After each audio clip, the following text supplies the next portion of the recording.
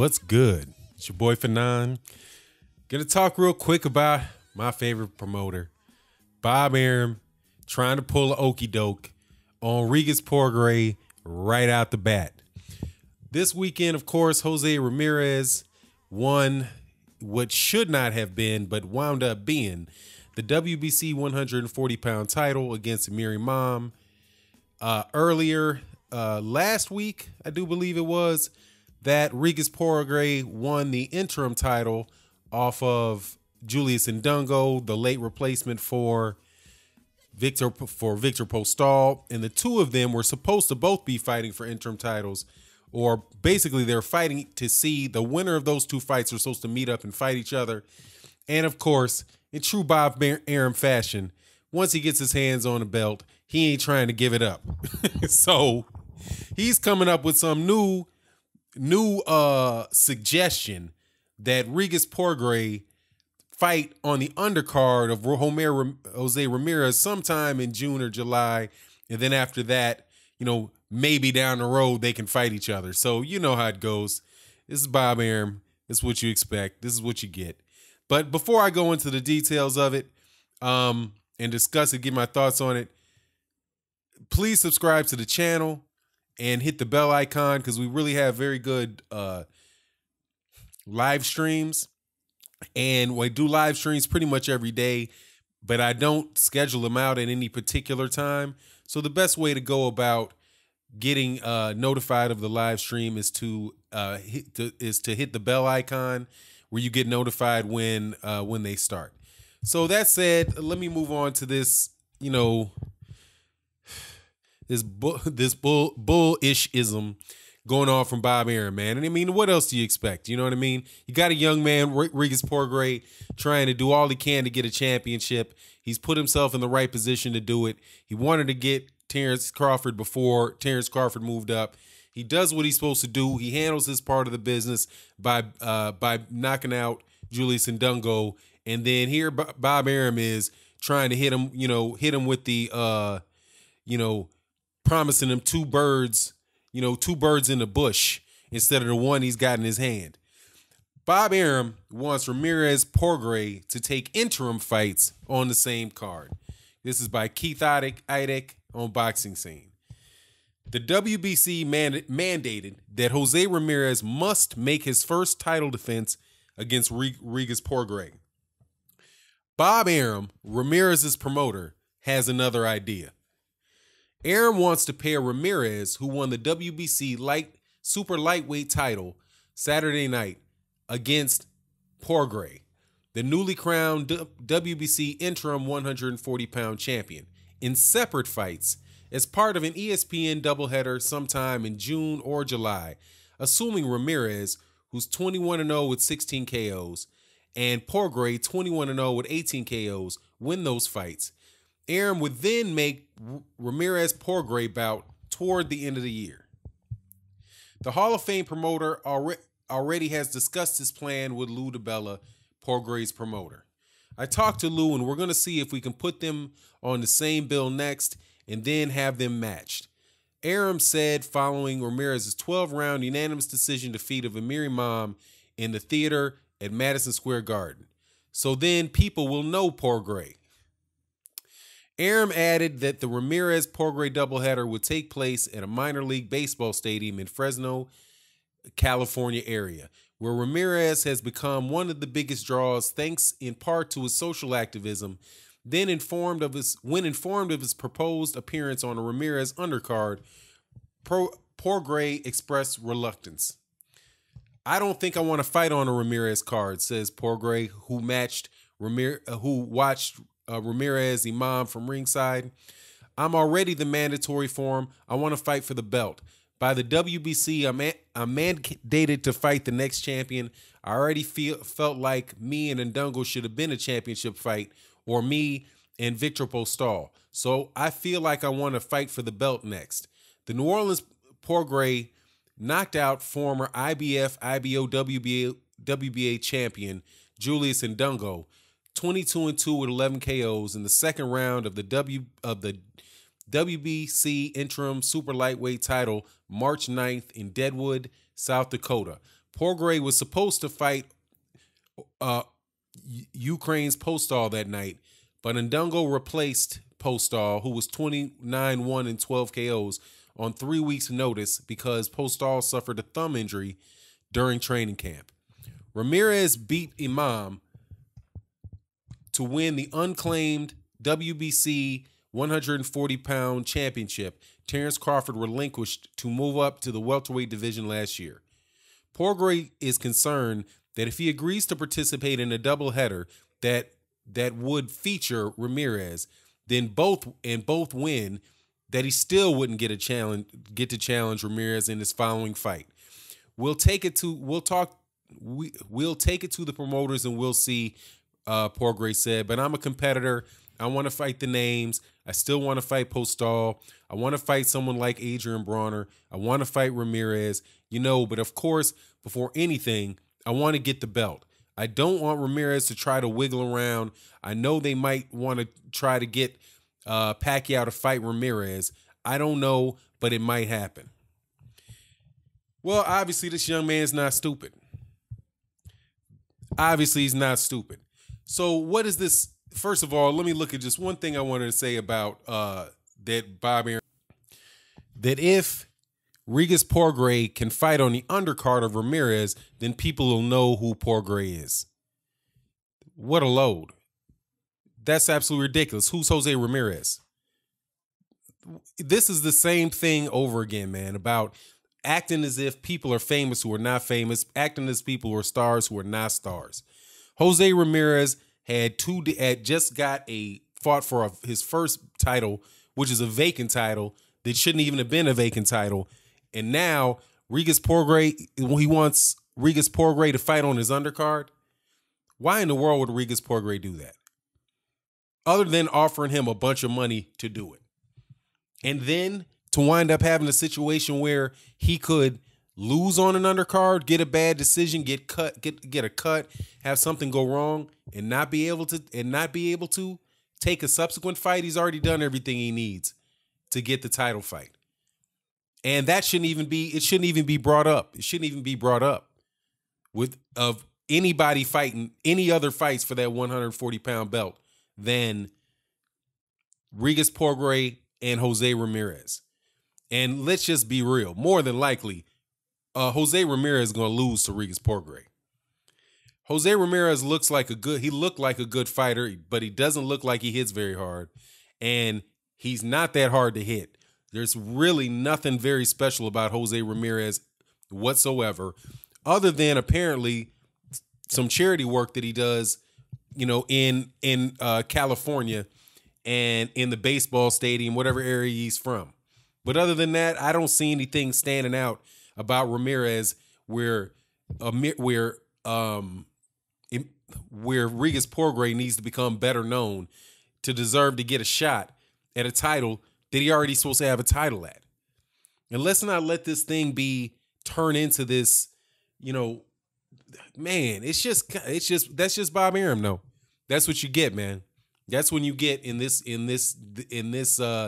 when you involve Top Rank with it. He's going to want that card. He's going to want to keep that fight in-house. He's going to want to have Regis Prograis fight on an undercard for him, and then maybe he'll get the fight. Maybe he won't, right? Get him to sign up. Let me get him to agree that I'll pass up on what I've already earned. And that's why I'm saying there's already that saying, man, don't take a bird in the hand is worth two in the bush. Regis Prograis is supposed to get the shot. Let Regis Prograis have his shot at this title. And if Jose Ramirez winds up being able to beat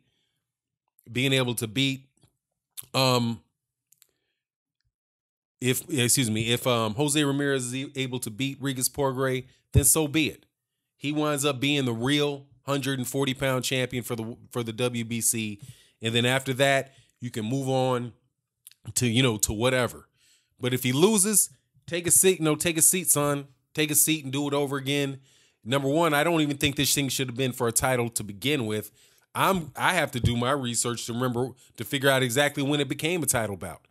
I've been paying attention to this 140, what I thought was pretty much like a little mini tournament for the WBC title. But how all of a sudden And I have a suspicion it had to do with the fact that Don King had a Miri mom in there, that Don King with the WBC might have helped this along to become a title fight in an attempt to get Miri mom in there with Manny Pacquiao.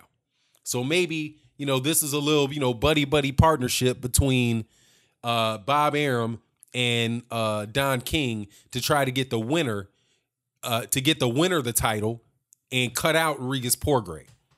That's what it's looking at. That's what it's looking like to me. But I certainly hope that Regis Prograis, and I certainly hope that Lou DiBella doesn't go for that.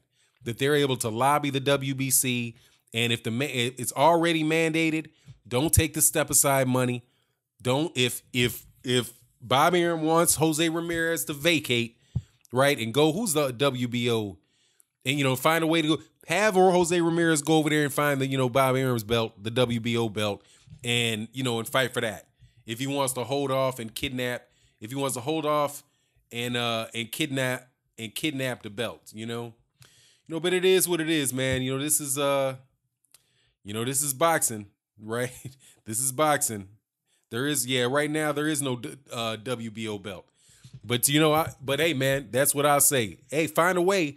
I wouldn't be surprised if they didn't find a way to get the WBO belt on the line too in Jose Ramirez's next fight, allow him to fight for that. But that's what that seems like to me. It seems like the reason why something like this would have happened is because Bob Arum, because typically speaking, in my experience, from what I've observed, not my experience, what I've observed, the guy with the most pull over there at the WBC is Don King. And Emiri Imam is a Don King fighter. So more than likely, that's how that thing turned into that. How that fight with Ramirez and Imam turned into a championship fight. So anyway, man, I just hope my man Regis Prograis doesn't go that route. And then we're able to start working towards, again, unification at 140 pounds. We got Mikey Garcia, who has the IBF belt, and we don't know what Mikey Garcia wants to do, right? So Mikey Garcia, and that's another thing. Regis Prograis is trying to get a shot with Mikey Garcia. And rightfully or wrongfully, Mikey ain't fighting. Well, I guess he did fight against Adrian Bronner without a belt. But to get a belt, he has the IBF strap. And Regis Prograis is not going to get a fight with Mikey Garcia unless he's got a belt.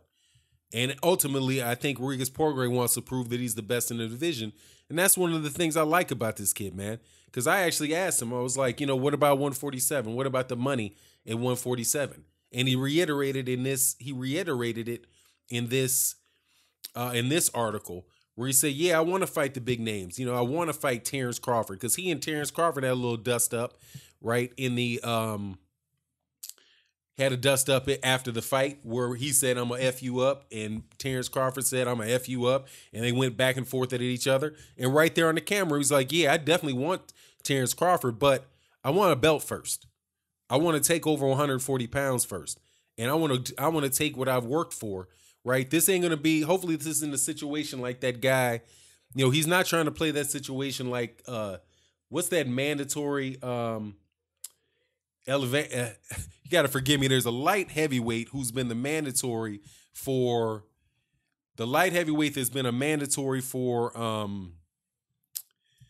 Adonis Stevenson for so long. Is it, I forget how you pronounce that dude. Is it like Alexander? I always kill this guy's name. However, this dude has basically been a challenger for, it's Ileander Alvarez, man. Ileander Alvarez, who's the #1 ranked guy for the WBC, but has been the mandatory for Adonis Stevenson forever. But somehow the fight never, the fight just keeps not happening, right? Just keeps not happening. And so I like the fact that Regis Prograis is, acting like he wants to stay in there. Well, I don't even think he's acting. I think he's dead serious about it, that he wants to, get that belt. And as the #2 guy in the WBC, it would be a shame that the #1, I don't even know really how Emiri Imam got to be the #1 ranked dude in the WBC. seeing as Emiri Mom just got knocked out cold, got knocked out the fight before last. But somehow he became the number one ranked contender, and Jose Ramirez beats Emiri Mom, who just got knocked out the fight before last. Regis Prograis knocks out a guy that is coming off of a loss and a former two-time what is it? He was the WBA. I think Ndungo was the WBA and the IBF. He was like the WBA and the IBF champion, to get his belt. But it is what it is. But trusting Bob Arum that you're going to get a fight down the road, man, that's not going to happen, man. That would be like, and I said I was sworn to do this. I'm going to wait till, sworn I'm going to do this in every video. That would that would kind of be like Deontay Wilder trusting Eddie Hearn that if he fights Dillian White, that he's going to get a shot, that Deontay Wilder is going to get a fight with Anthony Joshua. Because honestly, if Deontay Wilder wound up knocking out Dillian White, which he probably will, that doesn't mean that the fight with Anthony Joshua is going to happen. That was that whole rigmarole that got ran with. Shout out to the boxing voice, the boxing clinic and more, that was pulled with Eddie Hearn and Luis Ortiz. When he was out there, he's supposed to be in position to fight the winner of Vladimir Klitschko, and I think he took step-aside money, let it go, let his opportunity to fight go, let his mandatory position go, and he was on the promise that he was going to be able to fight the winner between Anthony Joshua, as Juice Joshua. I swear I'm going to throw it in there one time every video until that dude gets that fight with Deontay Wilder. But seriously, Anthony Joshua versus Vladimir Klitschko, he was supposed to be able to get that fight, but he didn't take it, right? He took the okie doke from Eddie Hearn, and what happens? Anthony Joshua wins the fight. He pretty much is straight out the gate that he's not interested in a fight, or Eddie Hearn's not interested in having a fight between Luis Ortiz and Anthony Joshua, because Luis Ortiz not a draw, and there's not enough money in it. There's not enough money in that fight, so he doesn't want that fight to happen. And Luis Ortiz, the rest goes down. Luis Ortiz never gets his hand to date, has never got his hand on a major championship belt when he was in the position to do so. And might have been in the position to be where Carlos Takam was, where he got $400,000 or whatever it was, or I think he might have got. No, man, Carlos Takam got a couple $1 million for fighting Anthony Joshua. But what is Luis Ortiz wind up with? Hard times and a headache, right? $500,000 hard times and a headache from Deontay Wilder, and that's the route that Bob Arum is trying to pull with Regis Prograis. Look, I promise you, 2 fights, you can have a first fight and you'll get paid. That's a good paycheck. We'll pay you nice money. And if you take that fight, then after that, I promise that you'll get your championship fight after that. If Regis Prograis goes for that, hey man, that's on him. I suggest not, because just like he said, Bob Arum could very well be saying, look, I really want Jose Ramirez against Manny Pacquiao. And so that's what I'll do. I got a belt for you now, Manny Pacquiao. I got a belt for you. I got the WBC belt. And because that's what Don King was saying. Don King was saying before this fight that he wanted to have Emiri Mom in the next fight going against Pacquiao. If you look at the conversation that took place, the interview took place, that's what Don King said. Don King was like, yeah, if I get with I don't want to re-sign. I'm not trying to steal Manny Pacquiao, because I want Emiri Mom after he beats Jose Ramirez to fight Manny Pacquiao. And then basically what'll happen is Bob Arum can be there crying because my guy Emiri Mom knocked out Manny Pacquiao. So it seems now that maybe, just like Regis Prograis saying, that's what he wants to do. I can't say for certain that's what Bob Arum wants to do, but knowing Bob Arum, You know, he loves in-house fights. So more than, and if for sure, if there's an interim fight between Regis Prograis and Jose Ramirez, then, you know, that's going to be a top-ranked fighter. And he's still trying to whittle and try to find a way to get Manny Pacquiao to fight for him. So maybe he can waive the WBC 140-pound title against Manny Pacquiao, and then promise Manny Pacquiao Lomachenko after that or something. But, man, stand by your guns, young man, Regis Prograis. Don't let him pull it on you. Dad, I'm out. Peace.